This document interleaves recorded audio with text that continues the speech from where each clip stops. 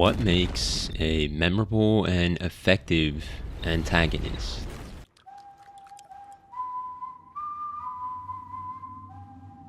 And how do you achieve that in a limited amount of time?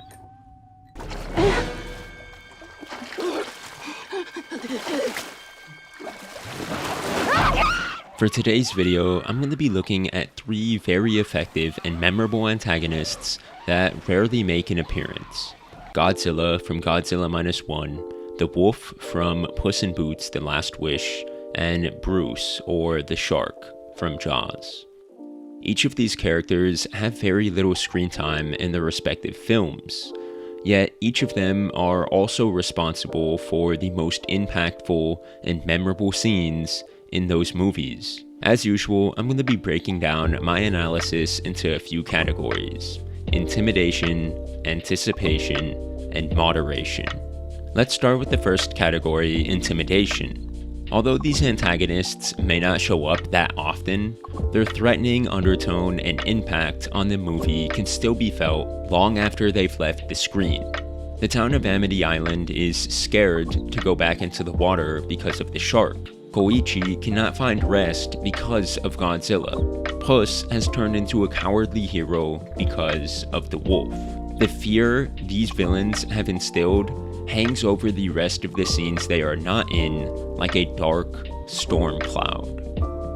In most cases, a film needs to establish its antagonist as a serious threat, so that the protagonist starts out at a disadvantage and must learn some lesson to overcome that disadvantage. Therefore, an antagonist's first scene usually needs to present the antagonist as an intimidating presence that should be feared by the protagonist and the audience throughout the rest of the feature. Additionally, since the type of antagonist we are looking at is one that has very little screen time, it is even more important to have a strong introduction scene, since it will most likely be one of the only scenes the villain gets for the entire movie. To get an idea of how this is done properly, let's take a look at the wolf's first scene from Puss in Boots: The Last Wish. And no, for all of you in the comments, that one shot of him in the background of the giant fight does not count as his first scene. In his first encounter with the protagonist, the wolf toys around with Puss before almost killing him, forcing Puss to run away. The movie, up until this point, has been fairly lighthearted. Lots of fun and games, but when Death the Wolf shows up, he is the one who adds the very real and urgent life or death stakes to the film. The hero, Puss, is no match for him. The wolf has the potential to end Puss's final life. He is a threat. How about the opening scene for the shark from Jaws? A peaceful and boring beachside town is all of a sudden thrown into panic and upheaval when the shark claims its first victim. We don't even need to see the actual creature, but the visuals of its vicious work are enough to put a haunting image in our heads. The shark is a threat. Or what about Godzilla in -1?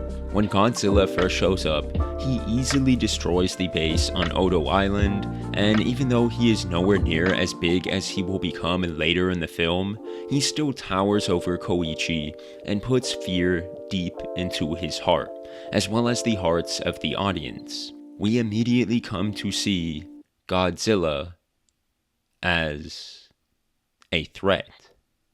In all of these openings, the antagonists are dominant, powerful, and intimidating. They easily defeat their opposition, establish the stakes of the film, and most importantly, showcase why they should be feared. One of the most vital elements of most great antagonists is fear. And most villains typically have multiple scenes throughout a movie to build up this fear factor. However, when your antagonist has a small amount of screen time to work with, and therefore won't have many opportunities to instill that fear, it forces the creatives behind a project to maximize that antagonist's fear factor right off the bat. Great antagonists that have very little screen time usually have the best opening scenes, because they need to have a spectacular introduction in order to keep the audience engaged and patiently expectant for the next rare time they grace the screen. Speaking of expecting an antagonist's next scene, that takes us right into the next category, which is anticipation. How does one build up anticipation for their movie's antagonist? Well, it's the same way you build up anticipation for anything. First, introduce the audience to a character that they want to see again, and then hint at that character's return and give recognizable cues that predicate their on-screen arrival. In the last category, we already talked about how to properly introduce a great antagonist, so let's look at the other two essentials for building up anticipation: allusions to the antagonist and cues of their presence. As I alluded to before, great antagonists with little screen time may not be visibly present for much of the runtime, but their presence is still felt throughout most of the narrative. And one of the best ways to remind an audience of the threat of an antagonist is to allude to them at several points throughout your story. For example, in Godzilla -1, after the initial attack on Odo Island, there are several indications and reminders of the gargantuan beast. We see old film footage of Godzilla, and we see the massive ship he's destroyed. For the shark in Jaws, the shark is the talk of the town. Everyone is constantly referencing it and discussing it.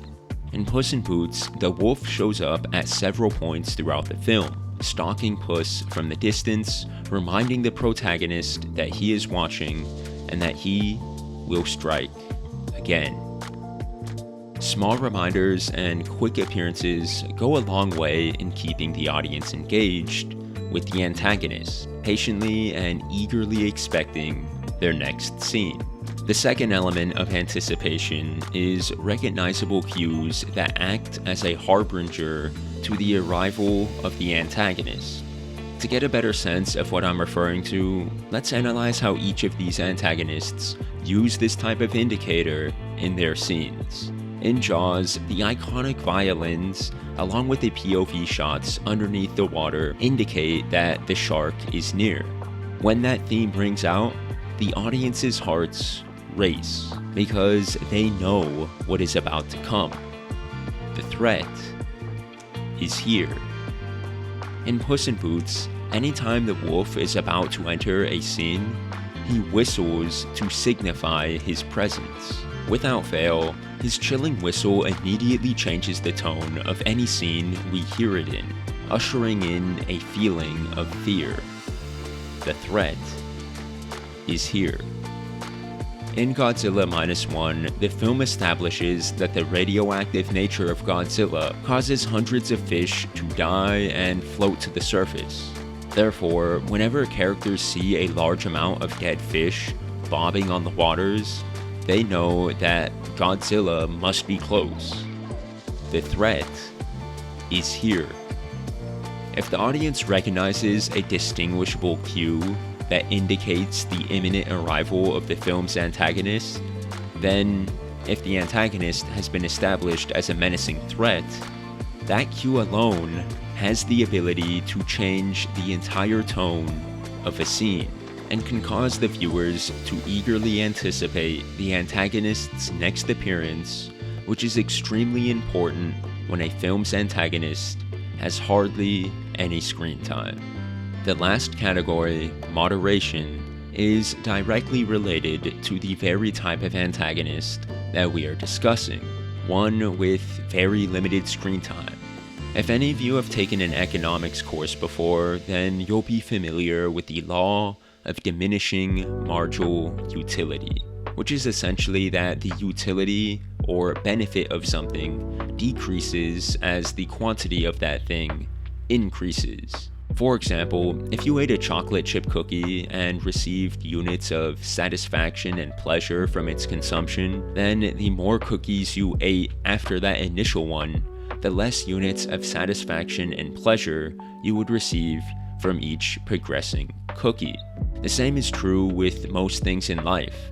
Too much of a good thing can make it not as good anymore.